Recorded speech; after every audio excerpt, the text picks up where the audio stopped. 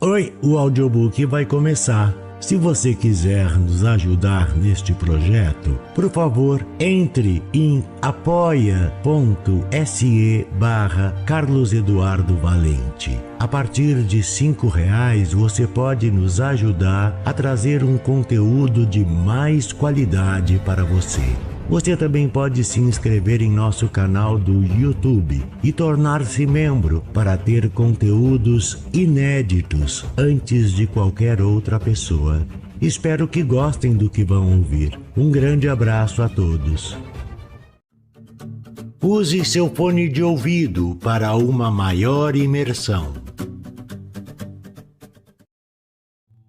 Do narrador Carlos Eduardo Valente. Contato carlão50@gmail.com. Do que vivem os homens, de Lev Tolstói. Um sapateiro morava com a mulher e os filhos numa habitação de mujiques.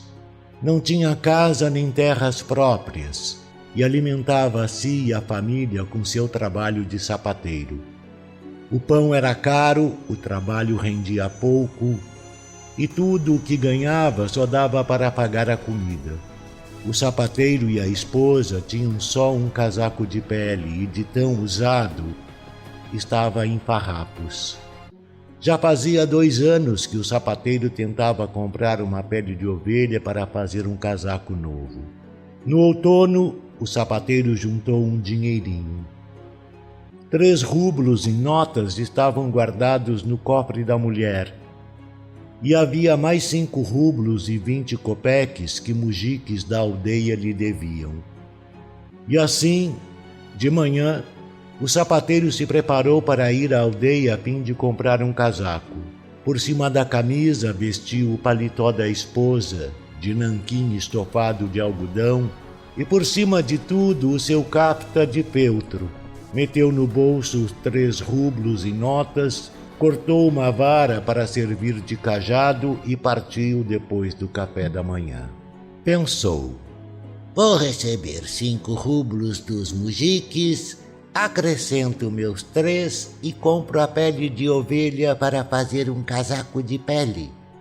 O sapateiro chegou à aldeia, foi falar com um mujique. Não estava em casa. A mulher prometeu que dali a 1 semana ia mandar o marido com o dinheiro e não pagou. Foi falar com outro. O mujique jurou por Deus que não tinha dinheiro. Só pagou 20 copeques pelo conserto das botas. O sapateiro pensou em comprar fiado a pele de ovelha, mas o criador de ovelhas não vendia fiado. Traga o dinheirinho, disse ele, e depois escolha a que lhe agradar, pois a gente sabe o que é cobrar as dívidas. Portanto, o sapateiro não fez negócio nenhum, apenas recebeu 20 copeques por um conserto e outro mujique lhe deu um par de botas de feltro velhas para ele costurar o couro rasgado. O sapateiro ficou aflito. Gastou os 20 copeques bebendo vodka e foi para casa sem o casaco de pele. De manhã ele achara o tempo frio, mas como havia bebido, seu corpo estava quente, mesmo sem o casaco de pele. O sapateiro foi andando pela estrada. Com uma mão batia o cajado na terra congelada, como faz um calmuco. Com a outra mão sacudia as botas de feltro enquanto falava consigo mesmo. Eu me aqueci mesmo sem casaco, disse. Bebi só 2 dedinhos. Se espalhou por todas as veias e nem preciso de sobretudo. Vou andando e já esqueci a desgraça. Esse é o homem que eu sou. Do que preciso? Sobrevivo sem casaco de pele. Não preciso disso nunca. Só que minha mulher vai ficar zangada. Sim, é uma vergonha. A gente trabalha, mas eles não pagam. Agora espere aí. Se não trouxer meu dinheirinho, vou arrancar seu couro, juro por Deus. Como pode ser isso? Vai pagar 20 copeques de cada vez? O que dá para fazer com 20 copeques? Beber e mais nada. O sujeito disse: estou passando necessidade. E eu, por acaso, também não passo necessidade? Você tem casa, animais, tudo.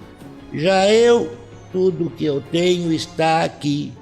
Você tem seu próprio trigo, mas eu tenho de comprar. Faça o que fizer, eu tenho que pagar 3 rublos toda semana só pelo pão. Vou chegar em casa e o pão já foi comido. De novo tenho que ganhar mais 1,5 rublo. Portanto, trate de me pagar. Assim o sapateiro se aproximou de uma capela numa curva e olhou. Por trás da capela algo brilhava. Já começava a anoitecer. O sapateiro olhou, mas não conseguiu enxergar. Uma pedra? Aqui não tinha isso. Pensa. Será que é um boi? Não parece um boi. A cabeça parece de um homem, mas é uma coisa branca. Mas para que um homem ia parar aqui? Chegou mais perto e viu melhor. Que surpresa! Era mesmo um homem. Não sabia se vivo ou morto. Estava sentado e sem roupa, encostado na capela, sem se mexer. O sapateiro ficou assustado. Pensou: mataram um homem, tiraram a roupa e largaram aqui. É só eu chegar perto que depois acabo levando a culpa. E o sapateiro seguiu em frente.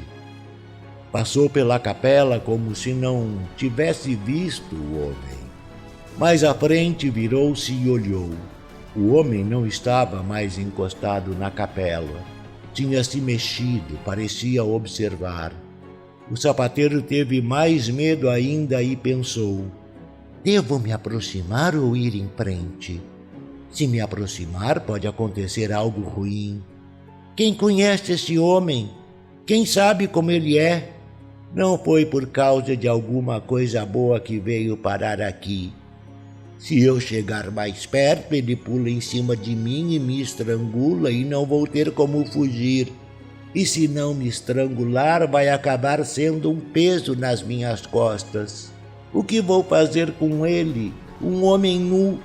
Não tenho roupas para tirar e dar a ele. Deus me ajude a ir embora daqui. E o sapateiro apertou o passo. Já começava a se afastar da capela quando sua consciência pesou. E o sapateiro parou na estrada. O que está fazendo, Semyon? Disse para si mesmo. Um homem nu está morrendo e você tem medo, passa direto. Por acaso ficou rico e tem medo que roubem sua riqueza? Ei, Semyon, que coisa feia! Semyon voltou e foi ao encontro do homem. A esposa de Semyon arrumou tudo bem cedo. Cortou lenha, trouxe água, deu comida para as crianças.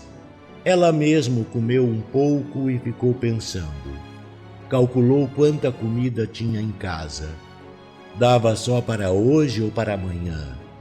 Havia sobrado um grande pedaço de pão.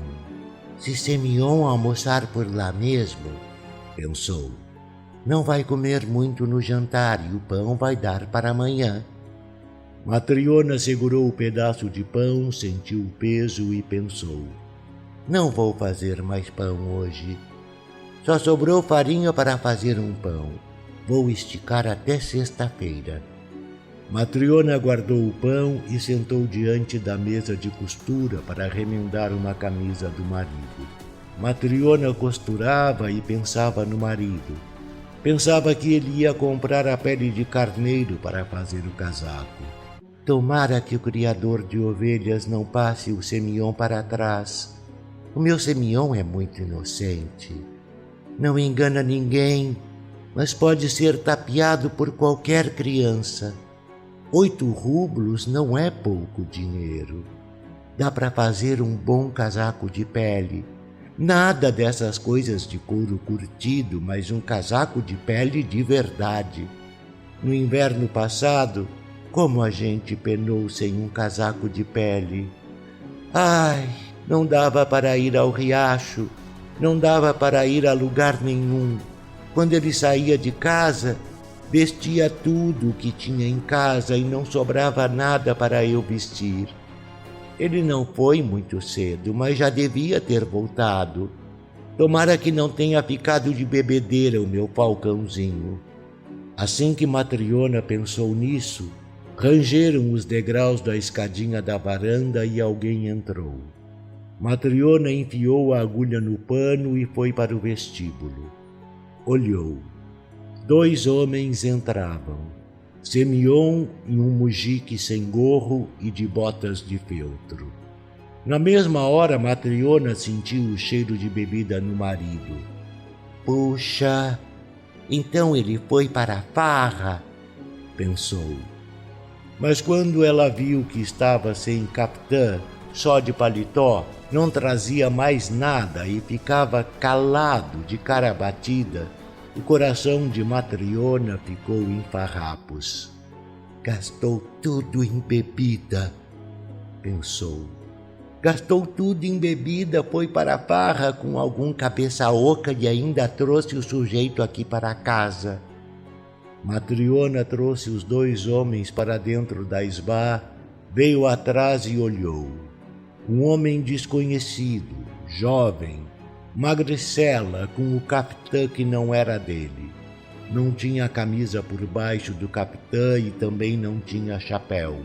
Assim que entrou, ficou parado, não se mexia e não erguia os olhos. Matryona pensou, é um homem ruim, tem medo. Matryona franziu a cara, se afastou para a estufa, olhou para ver o que eles iam fazer.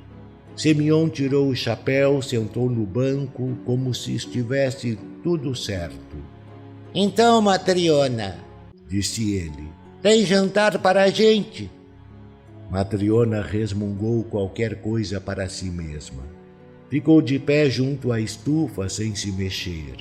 Ora olhava para um, ora para outro e só balançava a cabeça. Semyon notou que a mulher estava aborrecida, não ia fazer nada. Como se não tivesse percebido, ele pegou o peregrino pelo braço. Sente, irmão, disse. Sente, vamos jantar. O peregrino sentou-se no banco. E então não cozinhou nada? A raiva de Matryona aumentou. Cozinhei, mas não para você. Você, pelo que vejo, encheu a cara de tanto beber. Foi para comprar um casaco de pele e voltou sem capitã e ainda por cima trouxe um vagabundo pelado. Não tenho nada para você jantarem, seus bêbados. Matryona, não fique matraqueando à toa. Antes pergunte quem é o homem. Você é que tem de dizer onde foi parar o dinheiro. Semyon enfiou a mão no capitã, tirou o dinheiro e desenrolou as notas. O dinheiro está aqui, mas o Trifonov não pagou, prometeu pagar amanhã. A raiva de Matryona aumentou mais ainda. Ele não comprou o casaco de pele, pegou seu último capitã e vestiu um sujeito pelado qualquer e ainda trouxe o homem para casa. Agarrou o dinheiro na mesa, levou para guardar e disse: Não tenho jantar nenhum. Ninguém dá comida para bêbados sem roupa. Ah, Matryona, segura essa língua. Antes escute o que dizem. Para que escutar o que diz um bêbado cabeça oca? Bem que eu não queria me casar com você, seu bêbado. O dote que mamãe me deu você gastou em bebida. Foi comprar um casaco e gastou o dinheiro em bebida. Simeão quis explicar à esposa que tinha bebido só 20 copeques. Quis contar onde tinha encontrado o homem, mas Matriona não deixava o marido falar.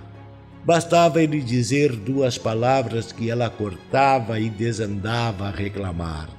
Contava coisas de 10 anos antes, relembrava tudo. Matriona falou e falou e falou, deu um pulo para perto de Simeão, segurou o marido pelas mangas. Me dá meu paletó, só sobrou um e você teve de tirar de mim para vestir. Me dê aqui seu cachorro sarnento, que o diabo faça picadinho de você. Simeão tratou de tirar o casaquinho, soltou as mangas, a mulher deu um puxão. O casaquinho se rompeu nas costuras. Matriona segurou o paletó, enfiou pela cabeça e foi para a porta. Queria sair, mas parou. O coração dela se dividiu. Queria dar vazão à raiva, mas também queria saber quem era o tal homem. Matriona parou e disse: se fosse um homem bom, não ia andar sem roupa e ele não tem nem camisa. Se fosse um homem bom, você teria contado onde achou um sem-vergonha feito esse. Pois vou contar para você. Eu ia pela estrada e ele estava sentado junto a uma capela sem roupa e morto de frio. A gente não está no verão para ficar pelado ao ar livre. Foi Deus que me levou para ele, senão teria morrido. Pois é, o que eu ia fazer? Sabe lá o que foi que aconteceu? Peguei, vesti e trouxe para casa. Acalme seu coração, Matriona. Que pecado, todos vamos morrer. Matriona quis discutir, mas olhou para o peregrino e calou-se.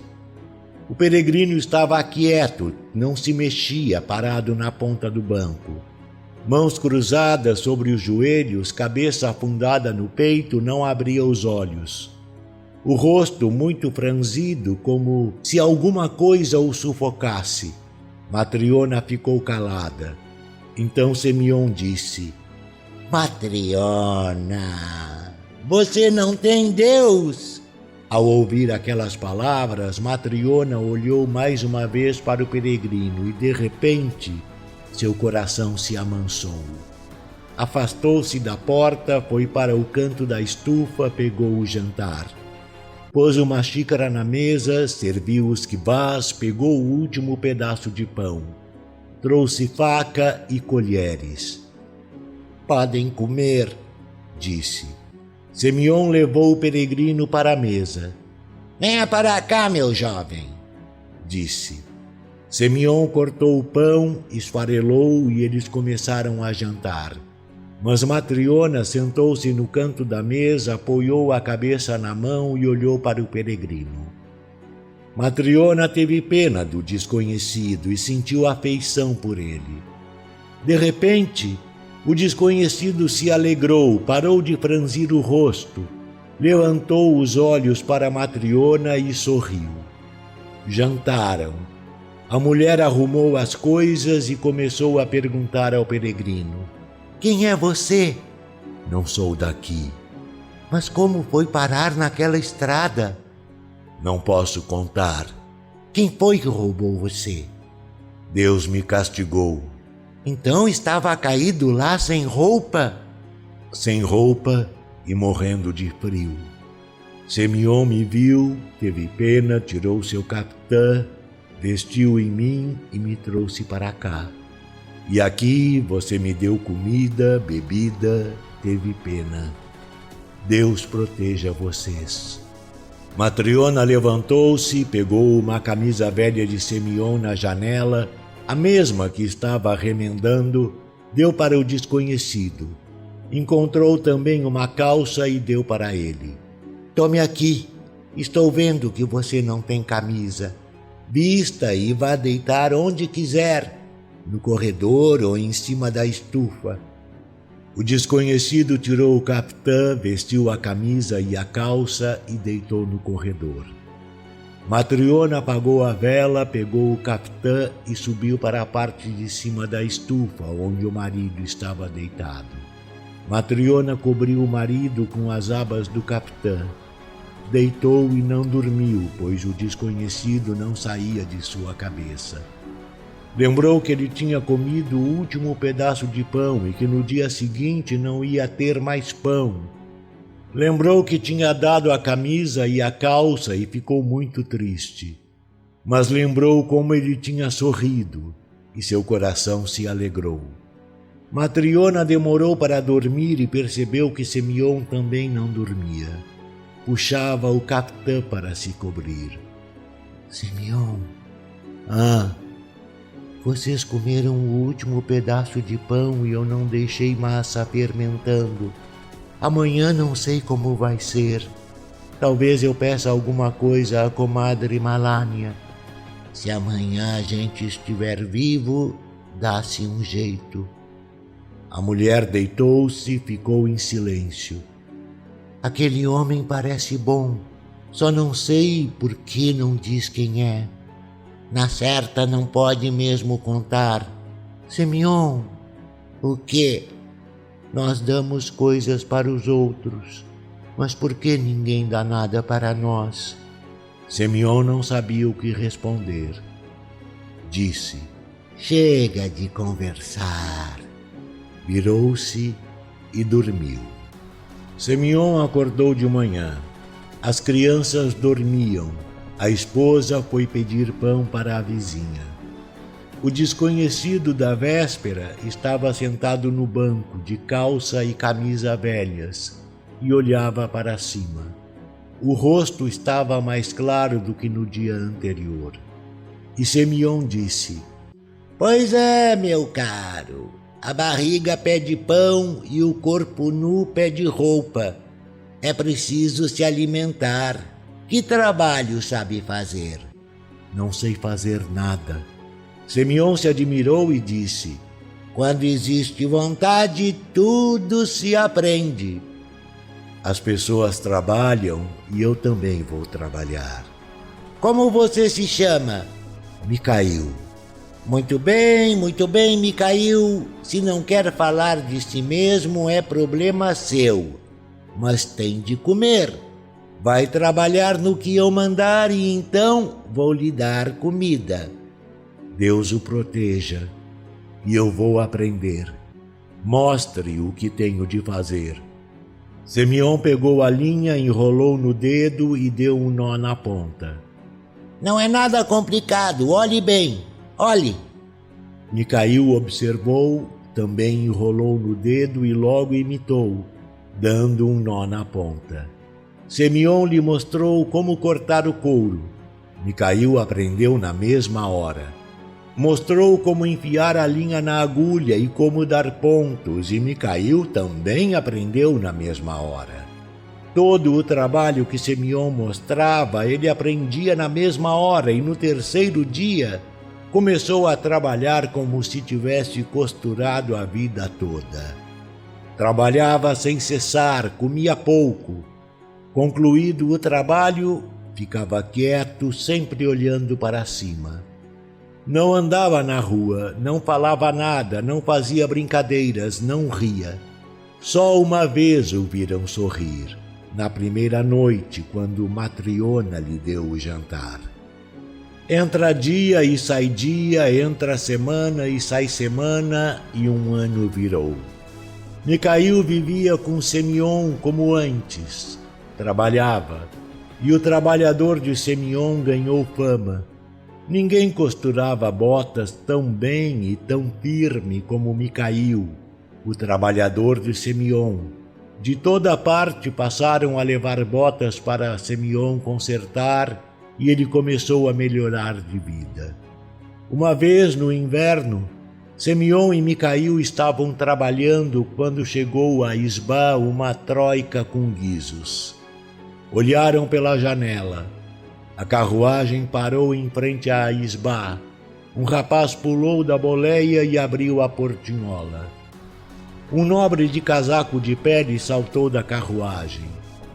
Afastou-se dela, andou na direção da casa de Semyon e entrou na varanda. Matriona se ergueu de um pulo, abriu a porta toda para trás. O nobre curvou-se, entrou na isbá, se pôs ereto, a cabeça quase batia no teto e ele enchia todo aquele canto da casa. Semyon levantou-se, curvou-se numa saudação e olhou admirado para o nobre. Nunca tinha visto alguém assim. O próprio Semyon era mirrado, Micail era magro e Matriona era seca feito uma vareta, mas aquele homem parecia vir de outro mundo. Cara vermelha, rechonchuda, pescoço como de um touro, todo ele parecia ter sido fundido em ferro. O nobre resfolegou, tirou o casaco de pele e sentou-se no banco e disse: "Quem é o mestre sapateiro?" Semyon se adiantou e disse: "Eu, Vossa Alteza." O nobre gritou para o seu criado: "Ei, Fiódica, traga aqui o couro de sapateiro." O criado entrou trazendo uma trouxa. O nobre pegou a trouxa e colocou sobre a mesa. "Desamarre", disse. O criado desamarrou. O nobre tocou com o dedo no couro de sapateiro e disse para Semyon: "Agora escute bem, sapateiro. Está vendo isto?" "Estou, Vossa Senhoria", respondeu. "Então, será que entende que couro é este?" Semyon apalpou o couro e disse: "Um bom couro." "Pois é muito bom mesmo. Você, seu tolo, nunca viu na vida um couro dessa qualidade. É alemão, custou 20 rublos. Semyon se assustou e disse: "Quem sou eu para ver uma coisa assim?" Pois é. Você pode fazer uma bota para mim com este couro?" "É possível, Vossa Alteza." O nobre gritou para ele: Ora, é possível. Entenda bem para quem é que vai fazer as botas e com que couro. Vai me fazer botas que durem 1 ano, sem gastar o salto, sem perder a forma e sem descosturar. Se pode, pegue o couro, corte. Mas se não pode, não pegue no couro e não corte. Aviso logo de antemão. Se as botas se deformarem e descosturarem antes de 1 ano, vou mandar você para a prisão. Se depois de 1 ano as botas não se deformarem nem descosturarem, pagarei 10 rublos pelo seu trabalho." Semyon teve medo e não soube o que dizer.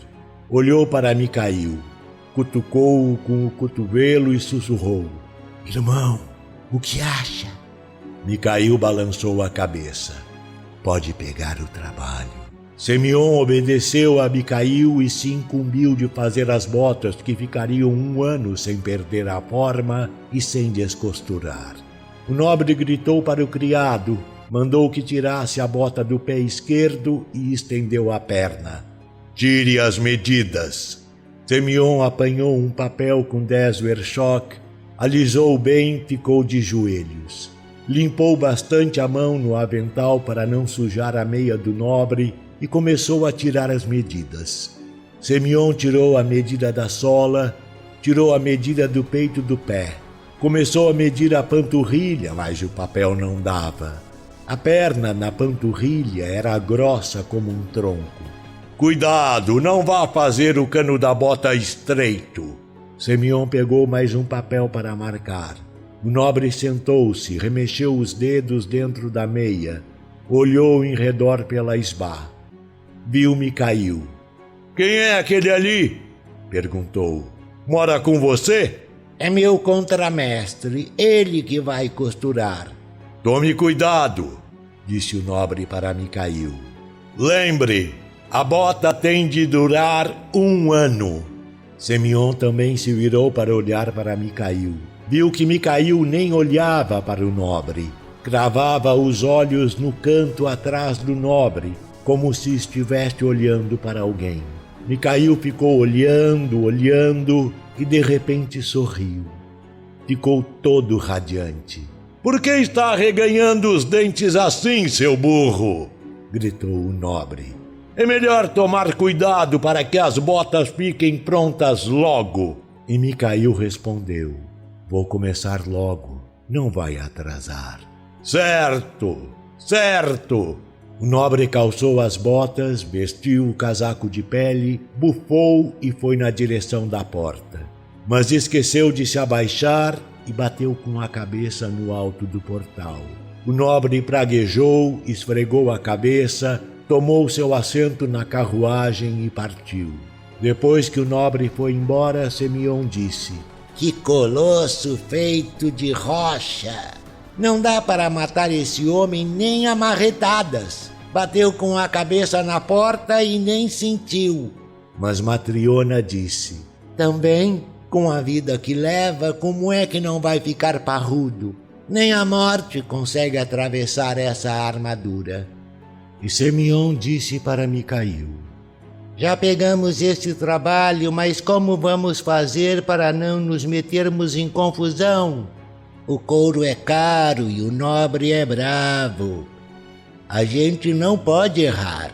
Vamos lá, seus olhos são mais afiados e suas mãos ficaram mais habilidosas que as minhas. Pegue as medidas. Corte o couro que eu vou costurar a parte de cima do bico." Assim que ouviu isso, Micail pegou o couro do senhor, estendeu sobre a mesa, dobrou ao meio, apanhou a faca e começou a cortar. Matriona chegou perto, observou como Micail cortava e se admirou ao ver como ele fazia. Matriona estava habituada com o trabalho de sapateiro. Olhou e viu que Micail não cortava como se faz uma bota. Recortava em círculos.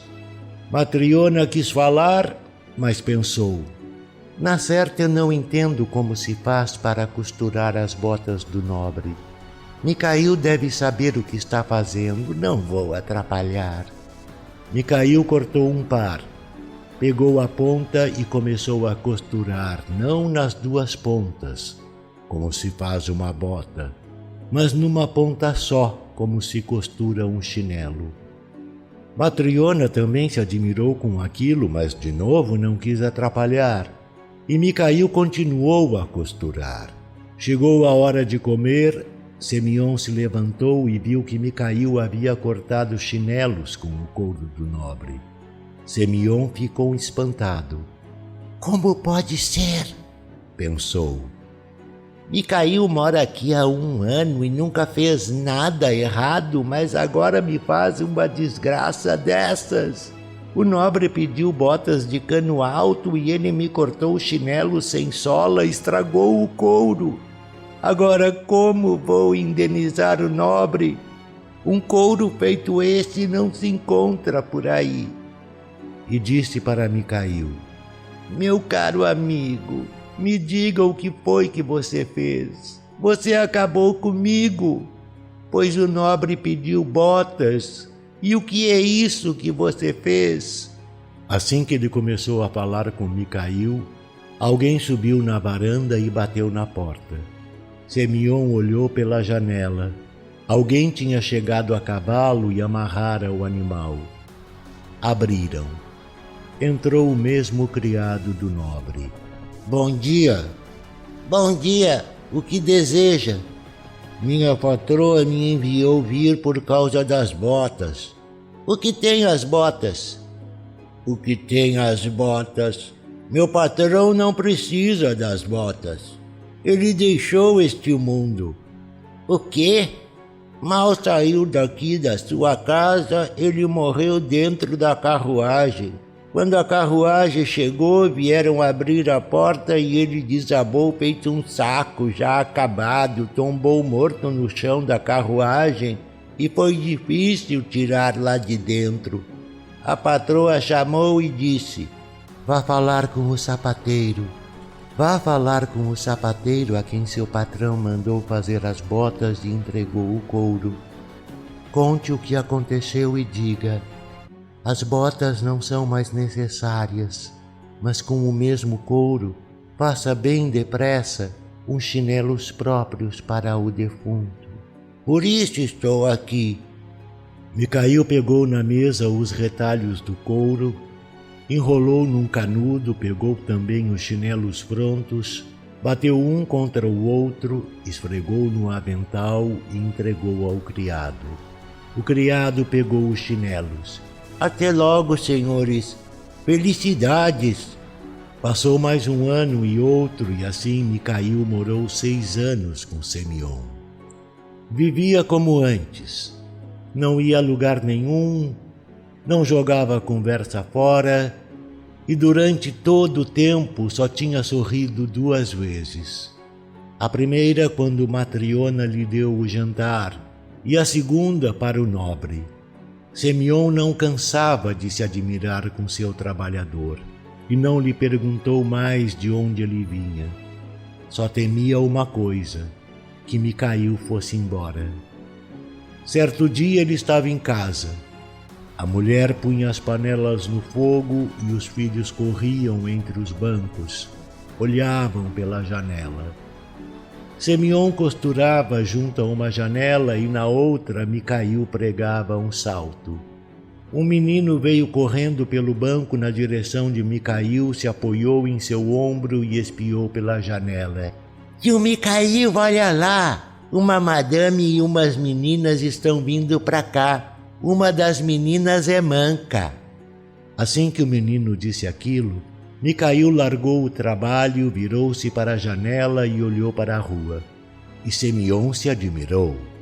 Micael nunca olhava para a rua, mas agora se grudou à janela, olhando alguma coisa. Semion também olhou pela janela.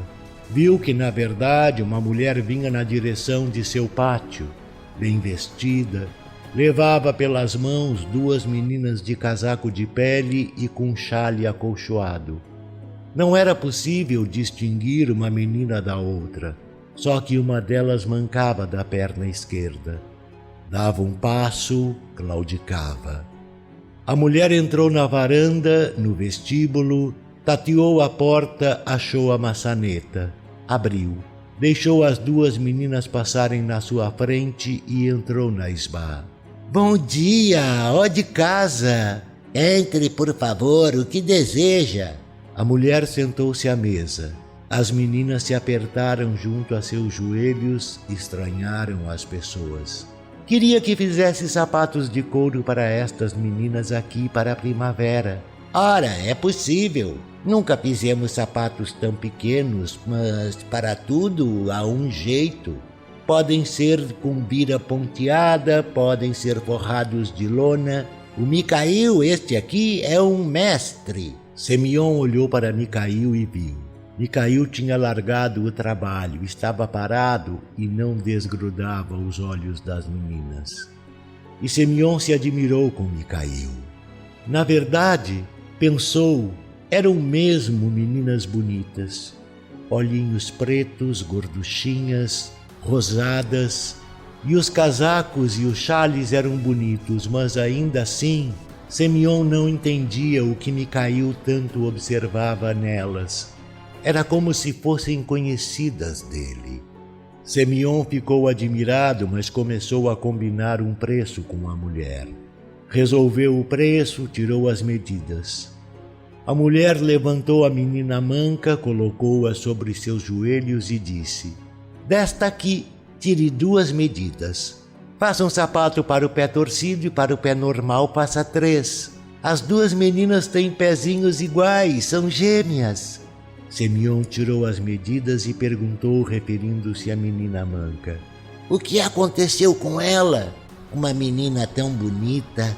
É de nascença? Não. A mãe esmagou o seu pé. Matriona entrou na conversa.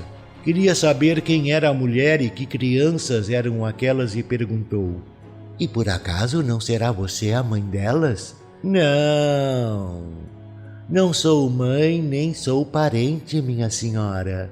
Não tinham a ver comigo, mas são minhas filhas adotivas. Não são suas filhas? Mas como tem carinho por elas! E como não ter carinho por elas? Eu mesma amamentei as duas. Tive um filho meu, mas Deus levou.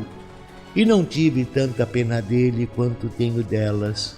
Então são filhas de quem? A mulher começou a contar. 6 anos atrás, disse, aconteceu que os pais delas morreram. Os 2 na mesma semana. Enterraram o pai na terça-feira e a mãe morreu na sexta-feira. Estas órfãs nasceram 3 dias depois da morte do pai. E a mãe, coitadinha, não sobreviveu nem mais um dia. Naquela época, eu e meu marido vivíamos como camponeses. Éramos vizinhos deles, muro com muro. O pai era um mujique solitário, trabalhava na mata. Cortaram uma árvore e caiu em cima dele, atravessada no corpo, espremeu tudo lá dentro. Mal levaram para casa, entregou a alma a Deus. E sua mulher, na mesma semana, deu à luz filhas gêmeas, estas meninas aqui. Pobreza, solidão. A mulher era sozinha, não tinha parentes, nem velhos nem jovens. Nasceu sozinha e morreu sozinha. De manhã fui visitar minha vizinha, entrei na esbá e ela, a minha querida, já estava dura. E quando morreu, caiu em cima da menina. Esmagou esta aqui, torceu o pezinho. O povo se juntou, lavaram o corpo, arrumaram, fizeram um caixão, enterraram. Todos eram pessoas boas, todos. As meninas acabaram sozinhas. Onde iam ficar? Das mulheres eu era a única que tinha um bebê. Amamentava meu próprio filho de 8 semanas. Levei as meninas para ficarem comigo por um tempo. Os mujiques se reuniram, pensaram onde iam deixar as meninas e acabaram me dizendo: você, Mária, cuide delas em sua casa por enquanto, até a gente com o tempo decidir alguma coisa. Na mesma hora comecei a amamentar a que tinha os pés normais.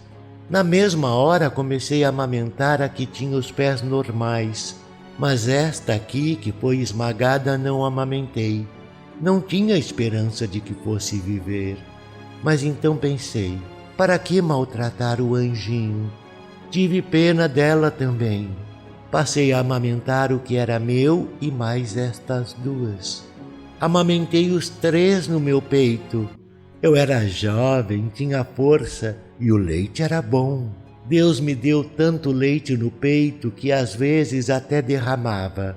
Às vezes eu amamentava 2 enquanto o terceiro esperava. Tirava um, pegava o outro. Deus permitiu que essas 2 vingassem. Já o meu mesmo enterrei antes de completar 2 anos. Deus não me deu mais filhos, mas começamos a melhorar de vida. Agora moramos aqui no moinho do comerciante. O salário é maior, a vida é boa, e não tive mais filhos. Se não fosse estas meninas, como eu ia viver sozinha? Como posso não ter amor por elas? São a luz da minha vida. Com um braço apertou junto a si a menina manca e com a outra mão enxugou as lágrimas do rosto. Matriona deu um suspiro e disse: parece que não é à toa que existe o provérbio: pode-se viver sem pai e sem mãe, mas não se pode viver sem Deus. Conversaram mais um pouco entre si. A mulher se levantou para ir embora. Os donos da casa a levaram até a porta e, quando se viraram, olharam para Micail. Estava sentado, as mãos cruzadas sobre os joelhos, olhava para cima e sorria. Semion se aproximou. O que você tem, Micail? Micail levantou-se do banco, largou o trabalho, tirou o avental, curvou-se em saudação para Semion e para Matriona e disse: adeus, patrões, adeus. Deus me perdoou, vocês também me perdoem. E os 2 viram que uma luz saía de Micail. E Semion levantou, curvou-se para Micail e lhe disse: Vejo que você, Micail, não é um homem comum. Não posso reter você, nem posso lhe fazer perguntas. Diga só uma coisa: por que, quando o encontrei e o trouxe para casa, você ficou de cara séria, mas quando Matriona lhe deu o jantar, você sorriu para ela e daí em diante ficou mais claro? Depois, quando o nobre encomendou as botas, você sorriu outra vez e daí em diante ficou ainda mais claro? E agora, quando a mulher veio com as meninas, você sorriu pela terceira vez e ficou brilhante. Diga-me, Micail, por que essa luz saiu de você e por que você sorriu pela terceira vez? E Micail respondeu: uma luz saiu de mim porque fui castigado, e agora Deus me perdoou. Sorri 3 vezes porque tinha de aprender 3 palavras de Deus. E eu aprendi as palavras de Deus. Aprendi uma palavra quando sua esposa teve pena de mim, e por isso eu sorri pela primeira vez. Aprendi outra palavra quando o rico encomendou as botas, e sorri outra vez. E agora, quando vi as meninas, aprendi a última, a terceira palavra, e sorri pela terceira vez. Simeão disse: Diga, Micail, por que Deus castigou você? E quais são essas palavras de Deus para que eu aprenda? E Micail respondeu: Deus castigou-me porque eu lhe desobedeci. Eu era um anjo no céu e desobedeci a Deus.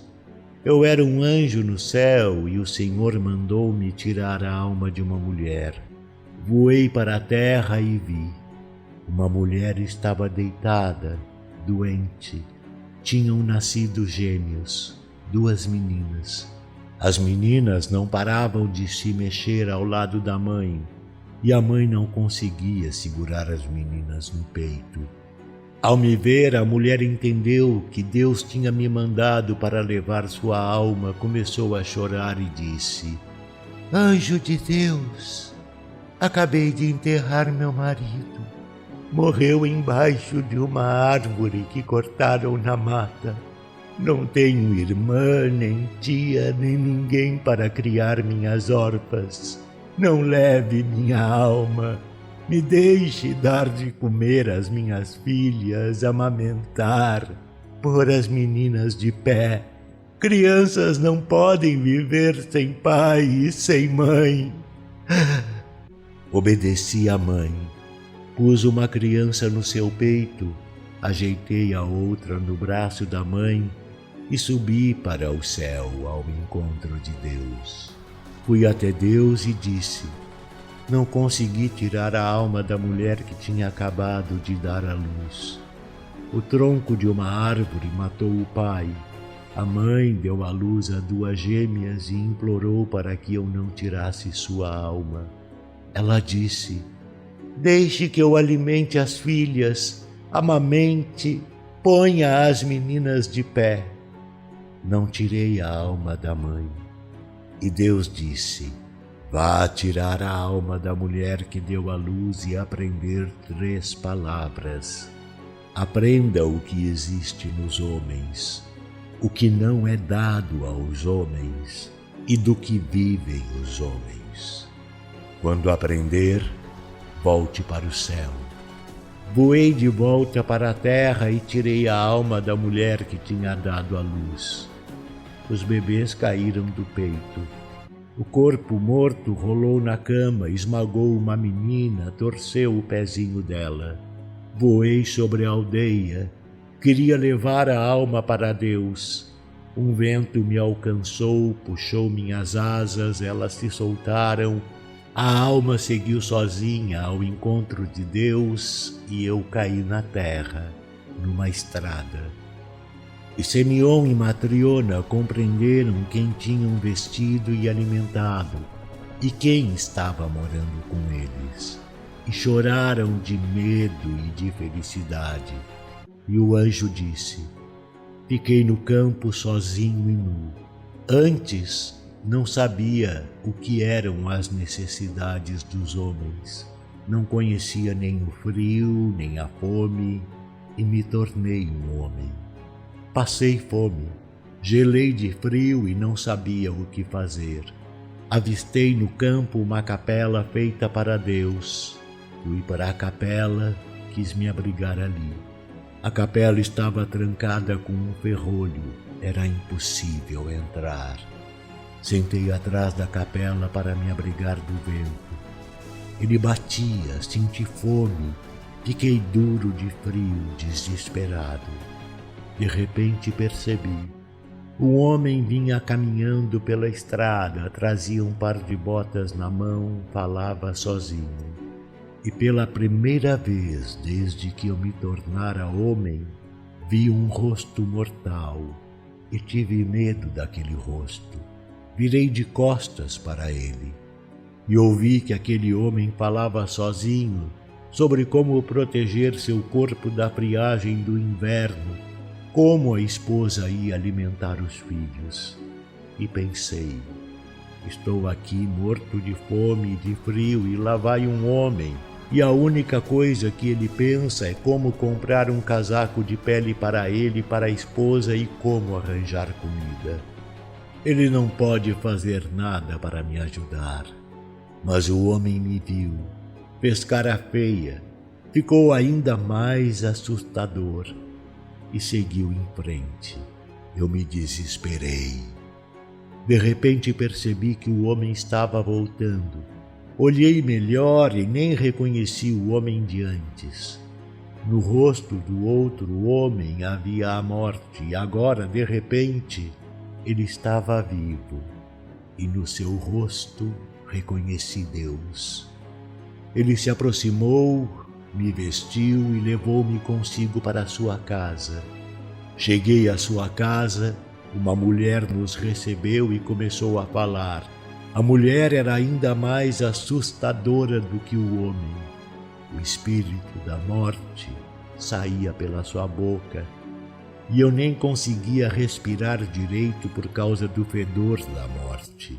Ela queria me expulsar de volta para o frio e eu sabia que ela ia morrer se me expulsasse. E de repente seu marido falou de Deus para ela e a mulher de repente se transformou. E quando nos deu o jantar e ficou olhando para mim, olhei bem para ela. Na mulher já não havia a morte, ela estava viva.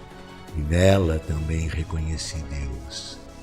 E lembrei a primeira palavra de Deus: vá aprender o que existe nos homens. E aprendi que existe amor nas pessoas. E me alegrei porque Deus já havia começado a me revelar o que tinha prometido e sorri pela primeira vez. Mas eu ainda não tinha conseguido aprender tudo. Não tinha aprendido o que não é dado aos homens e do que os homens vivem. Fiquei morando na casa de vocês e passou um ano. E veio um homem encomendar botas que durassem um ano, não perdessem a forma, não descosturassem. Olhei para ele e, de repente, por trás dos ombros do homem, vi um dos meus camaradas, o anjo da morte. Ninguém a não ser eu podia ver aquele anjo, mas o reconheci e soube que antes que o sol nascesse de novo, ele iria levar a alma do rico. E pensei, o homem faz provisões para um ano, mas não sabe que não vai viver nem mais uma noite. E lembrei a outra palavra de Deus: aprenda o que não é dado aos homens. Eu já sabia o que existe nos homens. Agora eu tinha aprendido o que não é dado aos homens. Não é dado aos homens saber o que é necessário para o seu corpo. E sorri mais uma vez. Alegrei-me porque vi um anjo, meu camarada, e porque Deus me revelou outra palavra. Mas eu ainda não tinha compreendido tudo. Ainda não podia compreender do que vivem os homens. E fui vivendo e continuei esperando a hora em que Deus iria me revelar a última palavra. E no 6º ano chegaram as gêmeas e a mulher, e eu reconheci as meninas e soube que aquelas meninas tinham sobrevivido. Reconheci e pensei. A mãe me pediu pelas filhas e acreditei na mãe. Pensei que os filhos não podem viver sem pai e sem mãe. Mas outra mulher amamentou e criou as meninas. E quando a mulher se comoveu com as filhas de uma outra mulher e chorou, nela eu vi o Deus vivo e entendi do que vivem os homens. Reconheci que Deus me havia revelado a última palavra e me perdoara, e sorri pela 3ª vez. E o corpo do anjo se desnudou. Vestiu-se todo de luz, de tal modo que não era possível olhar para ele. E começou a falar mais alto, como se falasse do céu e sua voz viesse do céu. E o anjo disse: Aprendi que cada pessoa vive não da preocupação consigo mesmo, mas sim do amor. À mãe não era dado saber do que as filhas precisavam para viver. Ao rico não era dado saber do que ele mesmo precisava. E a nenhum homem é dado saber se à noite vai precisar de botas para um vivo ou de chinelos para um morto. Enquanto fui homem, fiquei vivo porque não me preocupava comigo mesmo, mas porque havia amor no homem que passou na estrada e em sua esposa, e porque eles tiveram pena de mim e me amaram. As órfãs ficaram vivas não porque se preocuparam com elas, mas porque havia amor no coração de uma mulher estranha que teve pena e amou as meninas. E todas as pessoas estão vivas não porque cuidam de si mesmas, mas porque existe amor nas pessoas. Antes eu sabia que Deus dá a vida às pessoas e quer que vivam. Agora entendi mais uma coisa. Entendi que Deus não quer que os homens vivam separados e por isso não revelou a eles aquilo de que cada um precisa, mas quer que eles vivam juntos e por isso revelou a cada um o que é necessário para todos e também para cada um. Agora entendi que os homens apenas têm a impressão de que vivem preocupados só consigo mesmos, quando na verdade vivem só pelo amor.